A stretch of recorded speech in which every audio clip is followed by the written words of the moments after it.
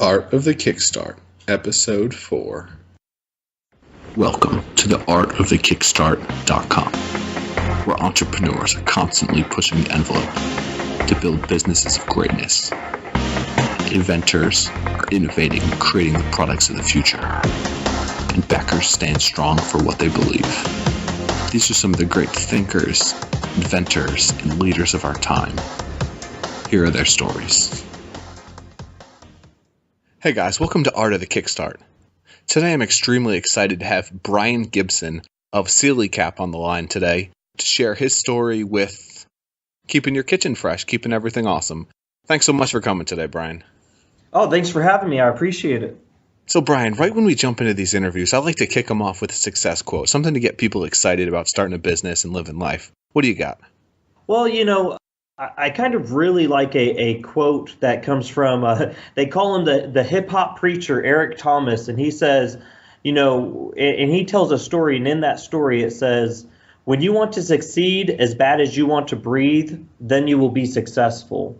And I really like that saying just because, you got to work for something. It's not just going to be handed for you. And there's going to be sacrifices and whatnot. So, and you've got to want it. So I kind of always refer back to that one, when I need a little bit of inspiration. I love that one too. I'm actually a bit of a gym nut, and they've got that in so many great motivational videos, but really applies to everything. You just got to put yourself in there. You've got to give everything if you want to really do something great. Absolutely. So Brian, take us through your story. How did you get started with SealyCap? Let's get a little background on you. So basically I kind of, I've been in sales and sales management for years. And, I got kind of really sick of making the other guy rich. I've always been a creative individual and a problem solver and whatnot. So I've ended up with a creative book of inventions or ideas and stuff like that. So the day finally just kind of came when, I have a son and he was born with spina bifida and so he was born paralyzed. And we had found out that there, wasn't a lot of necessarily fun alternatives for him to be mobile. So I initially designed a line of mobility toys for disabled children. And while there's not a huge market for that, as far as investors go and whatnot. So what I had done is I decided, well, I'm going to start a company and I'm going to fund this company off of my other inventions and other products. And if everything works out great, then we'll create a nonprofit division of the company that will build mobility toys for disabled children. So that's kind of my whole big long-term plan of it is to bring all of my products to market and, launch a few of them here and there, strategically and have product managers and stuff. But it all starts off with the SealyCap here. So that the reason why we chose that product to come out first is because, cost of manufacturing is a lot less than some of the other products. And it fits a broader range of consumers. It can go into the pet industry, fruit, vegetables, canned goods, mommies, it goes over a wide range. So that's why we chose to kind of have that one as our flagship product. I really like the mission that you have behind your business. You're taking these inventions and you're trying to do something great with it. You want to build this not-for-profit. Why don't you actually have that in your Kickstarter campaign? I didn't see that, but I think that's really motivational for people. Well, and I initially wanted to do that. You only have the attention span for just a little bit of people. And so, when you start trying to cram in everything that the product does and your whole long mission statement, all of a sudden my video is 5-6 minutes long. And at some point in time, they're going to turn off the video, and it's kind of, what do you choose to try to keep them engaged? And plus, my family, we pride on teaching our son this. We don't do a cry for us type of deal, and I don't want it to come off that way to people. To necessarily try to garner money. I wanted to get genuine feedback on the SealyCap to see if it was a marketable product, because that's a great thing about crowdfunding is not only using it to raise capital, you can use it to do market research for your product to even see if people will buy it. And I didn't want to get any sort of false data just because of our overall mission statement. And plus, once again, going back to that whole, cry for me, we don't teach our son that. The only thing different from him is he's got wheels attached to his butt. So, he's done a lot of great things, and we just didn't necessarily want to focus on that. I think that's really great for people to hear, and really smart way for people to go about building the business. So my question for you, your product, Sealy Caps, it essentially helps people in the kitchen, in their daily lives, to prevent spoilage. It keeps things better. It saves money. This seems like an amazing product, something that needs to be demonstrated. It needs to be in grocery stores. It needs to be on QVC. What are you guys doing to get it out there? Well, some exciting things are just happening because of the Kickstarter campaign. The vast majority of people know what Kickstarter is. Crowdfunding's huge, as you and I know. So, other companies and TV shows and this and that, they're not, I'm not going to say trolling, because trolling, I guess, gets a bad, type of reputation, but they're combing through campaigns and finding stuff that they would like in content. I mean, that's how me and you met up. Last week, I was contacted by 2 TV shows. One is I can't talk a lot about it. Shark Tank? That was the second one. Shark Tank was the second TV show to get a hold of me. The first TV show is a new show to showcase inventors and inventions, and don't necessarily have. I can't say the name of it yet. They're still coming through the name. They were talking about me being in the first episode or 2. That's amazing. And yeah, so it's some pretty cool deals. I'll know more about it by the end of this week. So we have those opportunities coming through. Shark Tank, there's a lot of people don't know, but there's some fine print in their contracts that isn't as appealing as people think. It's not just going on there and getting the money. A lot of people don't know this, but the producers get 5%. No, that's gone now. They got rid of it. Did they get rid of it? Yeah, they got rid of that. It used to be. At least to my understanding, I'd heard about that, and it was like 5 or 10% automatically went to the show just for going on. And then Mark Cuban said, if you guys don't get rid of this instant, I'm gone. And they got rid of it. They gave everybody their equity back. Oh, man. That's because I would say for you guys, like, if you go on Shark Tank, even if you don't take a deal, just the exposure is huge. Well, yeah, and and I thought, personally, I understood why they did the 5%. Yeah, because it's that pure exposure. People's websites are getting broken with so much traffic. Yeah, I'd go on there. Yeah, it's nuts. But the only issue I have right now is that I literally 2 hours before they contacted me, I had sent the paperwork to that other TV show, and it's going to be on the Discovery's networks, one of those. So it'll either be on Discovery Channel, TLC, or the Science Network. So, I'm not turning my head towards it. I'm obviously going to entertain the idea, but I've kind of already engaged with this other show, and the ball's in their court right now for them to either say yes to me or no to me. But the whole game plan after this is we are going to go into the pet industry first, because PetSmart and Petco, they have a pretty easy product submission process, and they have a good footprint. Each one of them has about 1,200 stores. And plus, if people go there, their pets are number one in their mind. So they're willing to spend the money on additional type of things like this, like, accessories and whatnot. Because this is great for, if someone buys the large can of dog food and they have the small dog, which happens a lot, they take a couple scoops out and put it in the dish, and then they cover it with aluminum foil. Then your fridge smells like dog food, and that's gross. So, that's an industry we're going to pursue. And there's also a promotional aspect to this piece. We can actually print these or create these in any color and do printing on them. So say, for instance, we're talking about the pet industry, shelf space is king in these stores. Well, Pedigree already owns their shelf space in, say, Walmart and Target and stuff.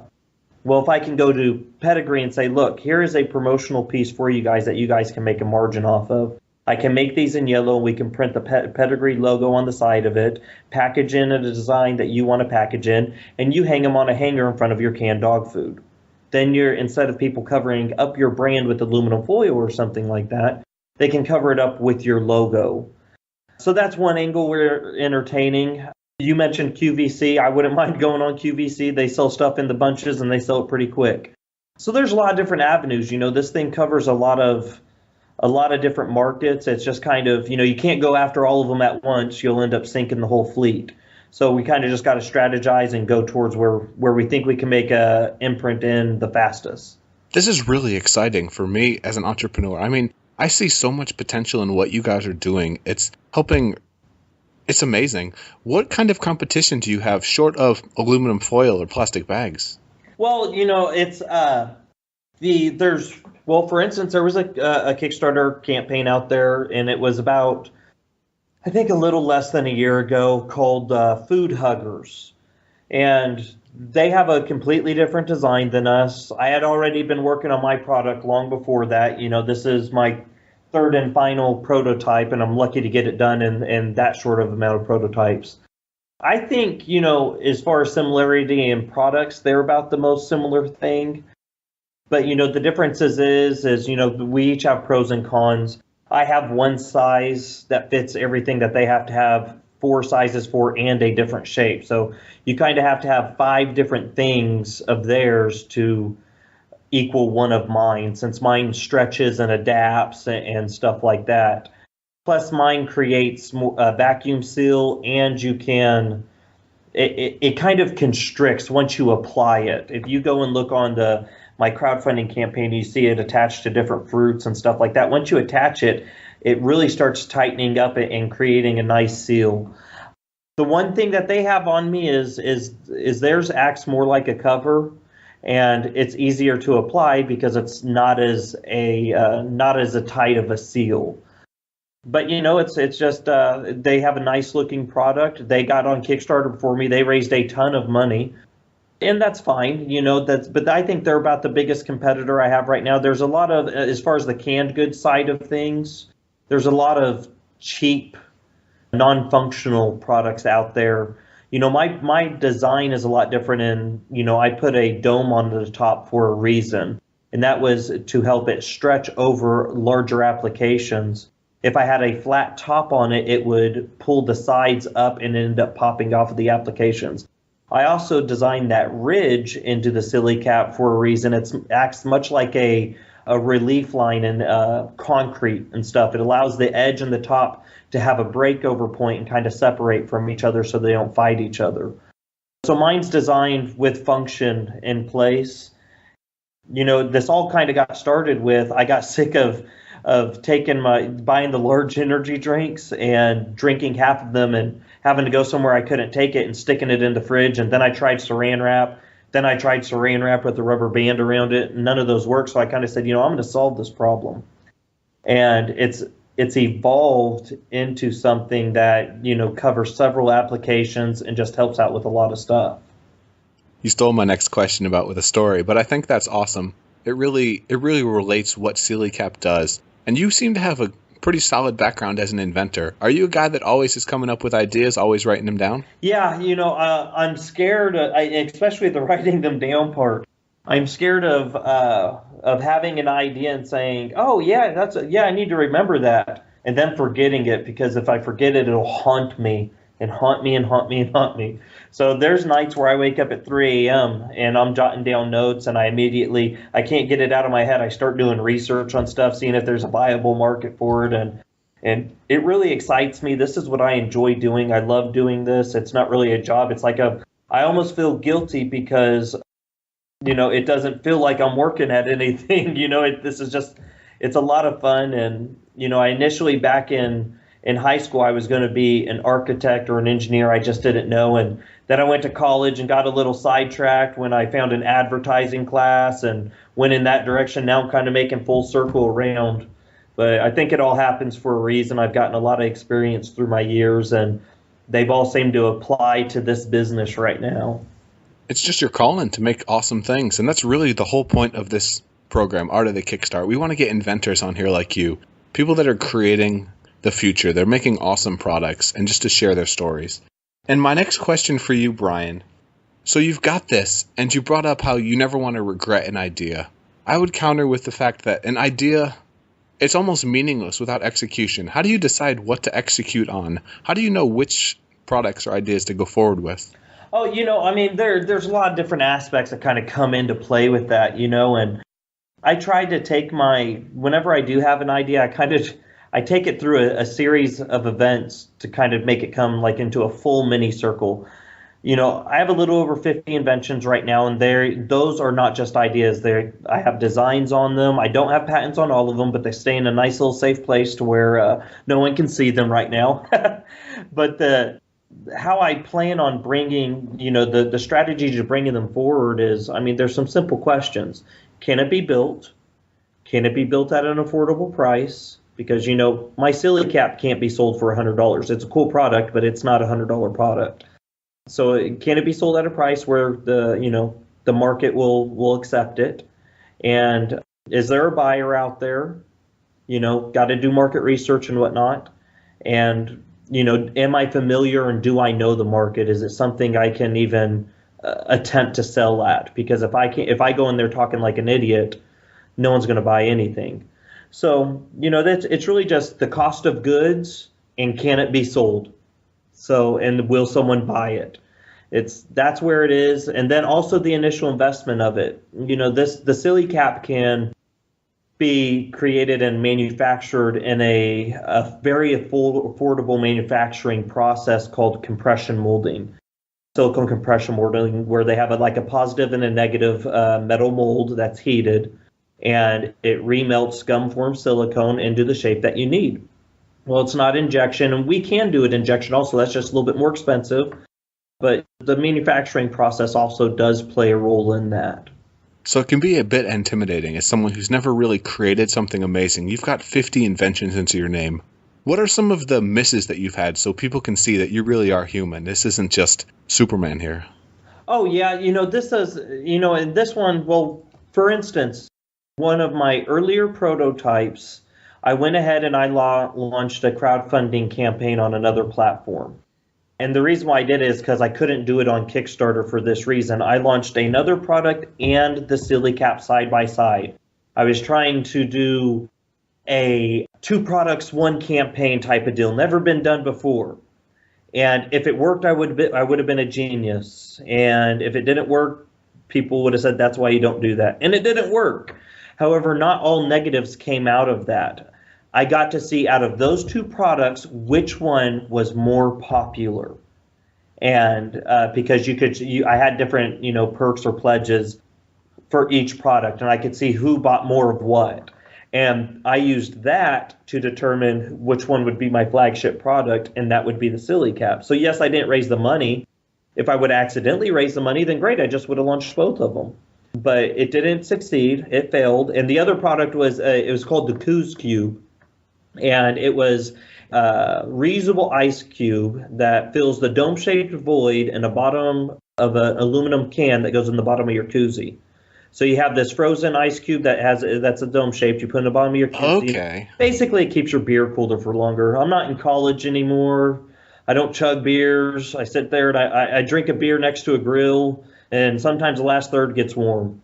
And so that's what it was for. Since then, some other people have kind of came into that marketplace. I had one competitor, but my design could also be applied to bottles, and I didn't think that they were a big threat until they signed a deal with Coors, and then I just politely shelved that product for now. Wow, that's crazy. So my question for you now would be, Brian, why Kickstarter? Why crowdfunding? Obviously, you've had these amazing perks of people finding Silly Caps, finding your product, but why initially did you go with that? Well, for inventors, you can't go to your bank. And I was just speaking with a banker the other day about this. I was introduced to them, and they said, yeah, Brian has a Kickstarter project that's going on right now, and it funded really quick, and, yada, yada, yada. And the guy said, oh, that's pretty cool. I've never met anyone that's been on a crowdfunding deal before. He said, I've heard about it. And he said, it sucks. It takes money from me, but oh well. And it doesn't take money from them and I explained to him, I said, let me show you my product. I showed him. He said, wow, that's really awesome. I said, yeah, you love it, right? And he said, yeah. And I said, would you lend me money on it? He goes, no, I can't lend money on that. And I said, okay, if I have an imprint in the market and I have POs 6 months from now and I'm selling this product and I have an established business with a good business plan and everything, would you lend me money then? He goes, absolutely. And I said, well, see, so you wouldn't have me as a customer at all without crowdfunding, because there's not opportunities out there except for using an investor to give up and giving up equity.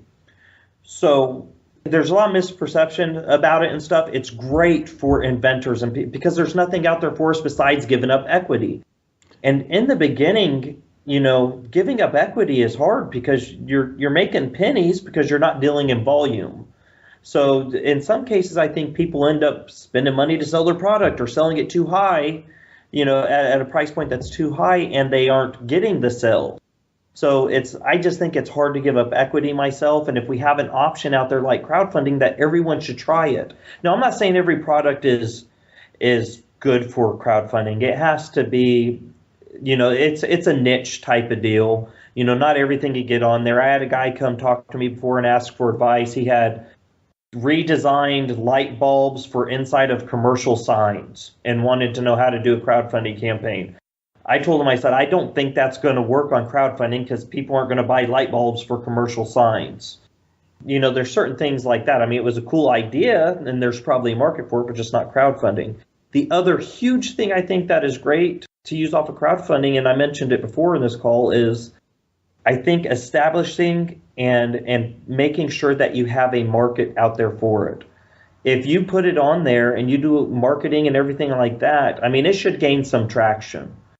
And if it's not gaining any traction, you might think it's cool, but everyone else might not. And it might save you from going out and getting a second mortgage on your house or something like that. It might save you from doing something stupid. So, because if no one else is buying it on there, it might not work out for you. Yeah, it's a great way to vet ideas. And now I want to jump into the launch round, Brian. Are you ready? Mm-hmm. Today's Art of the Kickstart podcast is brought to you guys by Audible.com. I love podcasts. I love books. I don't know about you, but I think it's one of the best ways you can possibly get business knowledge and insight into your head, help further your career, further your journey in life. If you guys go to artofthekickstart.com/audible, you can get a 1-month free trial and download of any audiobook on audible.com. Over 100,000 titles. They've sure to got everything you're looking for. And really, what better way is there to take your business to the next level? Whether you're reading Steve Jobs, Guy Kawasaki, there's so many great options. Look at what the greats have done and learn from them. Here we go. Welcome to the launch round, where we take our guests through a series of rapid-fire questions geared towards unlocking the inner inventor and entrepreneur in all of us. Get ready to blast off and unlock your inner potential. Let's do this. So, Brian, what does it mean to be an inventor? Oh, creativity, bringing something to life. It's kind of like having a child. You see it start from nothing into a little something and just grow and grow and grow. I look back at where I was a year ago, and it is just really cool where the adventure it's been. So, yeah, being creative and bringing something to life, I think. You have an inspiring story for everybody. And crowdfunding has been changing the world. Where do you see it going in the next couple of years? Only up. I just, there's too many benefits to it. And I've stated it all before. It's a great option for people who didn't have an option before. Yeah, I mean, I can only see it going up. As far as equity crowdfunding goes, I'm not a big fan of equity crowdfunding, just for personal reasons. I don't like it. And now the government's kind of getting in on that and regulating that a bit. But as far as crowdfunding goes, as like, Kickstarter goes, I only see it going up. I don't see it fading. Yeah, it's in the launch zone. And my next question for you, Brian, books are really important for entrepreneurs, business people looking to learn and improve themselves. What are 3 that have been really influential for you in your life? Oh, there's one in particular that I really like. And, it's not an inspirational book or anything like that. I think the biggest thing when running and starting up a business, really starting a business, is time management. There's so much stuff going on. A lot of people haven't ever ran their own business before. And so there's one book in particular, and it's an older book. You can't even hardly find copies of them anymore. And it's, How to Get Control of Your Time and Your Life by Alan Laken. And it's basically the Laken theory. It's a time management tool. He tells you how to really only focus on the important things that you need to be doing right now. And the Lacan question that you should always be asking yourself is, what is the best use of my time right now? So you aren't working on something stupid when you should be working on something important, basically. So, I mean, that's my main one. There's a few other sales books out there that I like. There was one that I've read a few years ago that was called The Best Damn Sales Book, period. That one is pretty good. No others are kind of really coming to mind right now. I'm sure there's others. I'm sure I'll hang up with you and be like, I should have said that. But No worries. the big main one that's had a main impact on me and business is the Alan Laken one on time management. Those are both actually new for me. I'll have to check those out. Thanks for sharing. No worries. And then my last question for you in the launch round, Brian, is who's an entrepreneur or an inventor who's personally inspired you? Oh man, there's awesome stories out there all around us. I mean, I think Bill Gates had like 8 failed companies or 7 or 8, something like that. Failed companies that just didn't work before he started Microsoft. That he just kept on plugging away and kept going. So that's a pretty cool one. My wife and I were talking about this the other night, actually, and this might be a shocker to people. And it's just kind of the guy kept going and started from nothing, because I'm not a rich guy, and I don't come from a super rich background or anything like that. I've had to claw for everything I've got. The guy who started Paul Mitchell, and his real name Yes. Yeah, I mean, what did he start with? Like $7 or something, and was homeless, or something crazy like that. I don't know exactly, but that's just they're all my heroes. Anyone who's started from nothing and didn't let anyone beat them down and just kept going, I have respect for all of them because I know how hard it is. Yeah, Paul De La Joria. I'll put some links Yes. in the show notes. The guy apparently doesn't even use email. He's like a $4 billion man. He's got these amazing businesses, and he's just doing it. Yeah, I mean, it's just, man, I love risk takers too. People that just kind of don't go with the status quo and kind of say, well, I need to follow this business model because my competitors do, or the people in the industry before me do. I like people that are a little crazy and aren't afraid to do it their way. Yeah, as long as you kind of have an idea where you want to go, be different, blaze your own trail, take a couple ideas from people in front of you and just kind of go with it. Yeah, absolutely. So, Brian, that ends the launch round. Now I just want to go into a couple of little bit more deep meta questions about you and your Kickstarter campaign. Sound good? Yeah. So, if you were starting over the Silly Cap campaign, what would you do differently? What mistakes did you make? Well, I don't know if you know this, but this campaign is actually my relaunch campaign. So basically, and I actually do talk, and I knew I was going to have to relaunch it. I do talks about crowdfunding to people and stuff because, I mean, aside from the Silly Cap, I'm involved in crowdfunding. I like seeing what people are coming up with and new ideas and stuff that's coming out. I'm a huge supporter of crowdfunding, and I think it's really cool. There's, a few mistakes that I made in the Kickstarter campaign, and I relaunched immediately. It really, the mistake and I teach it and I tell people to do it, and I just didn't do it, is scheduling your launch better.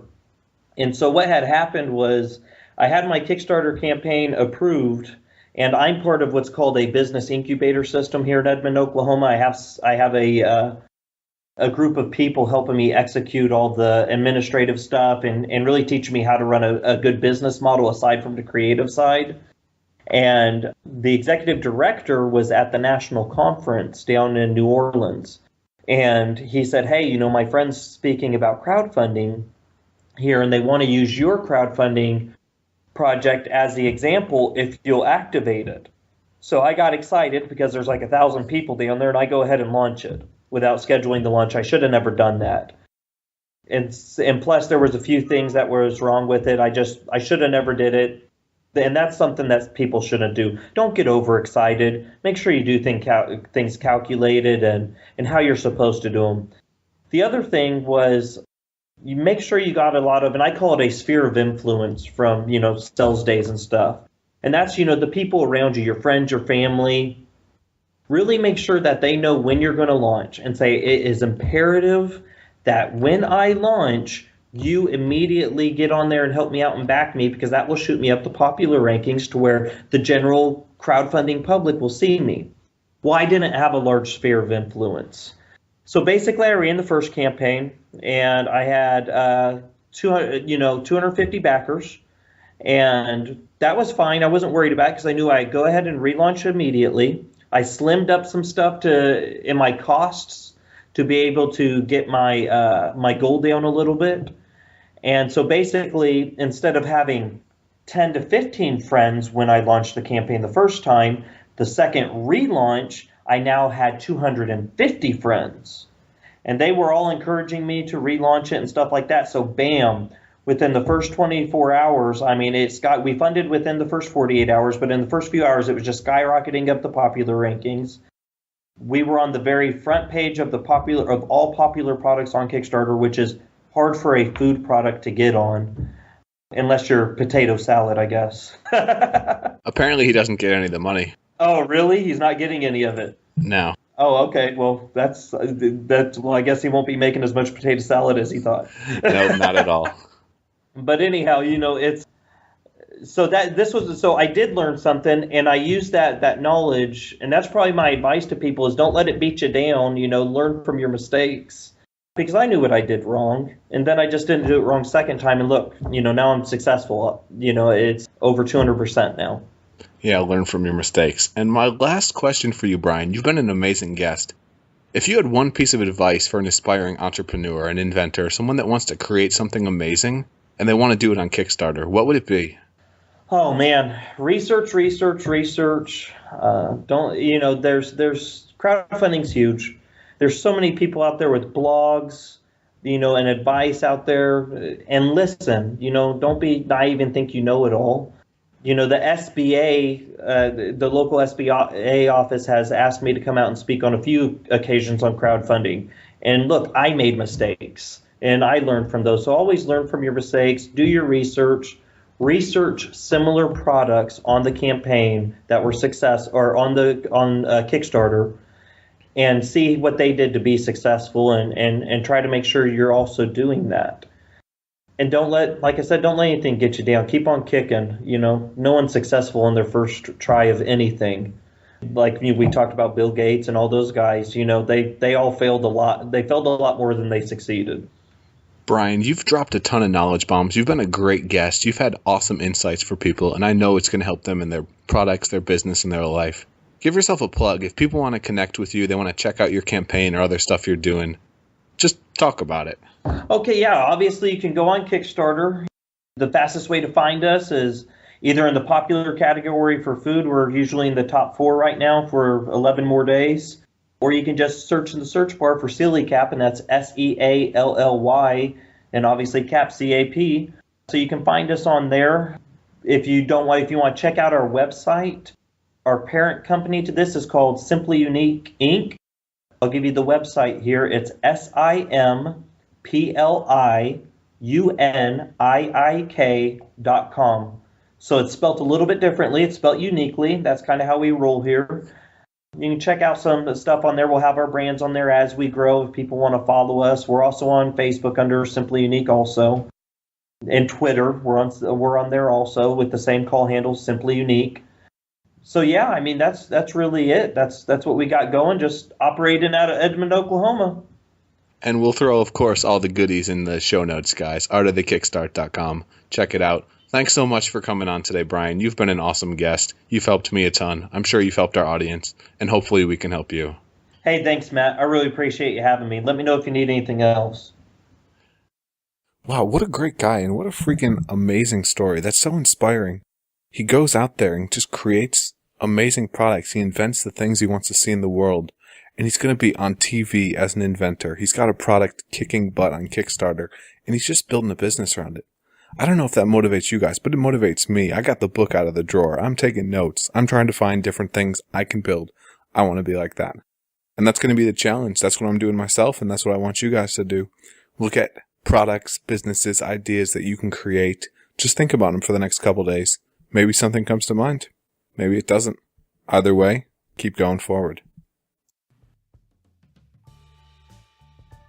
Thanks for listening to another episode of The Art of the Kickstart. where we believe makers, inventors, and entrepreneurs are changing the world and bringing humanity forward into the future. I'm your host, Matt Ward, and it's been a pleasure guiding you through this journey of creation and innovation.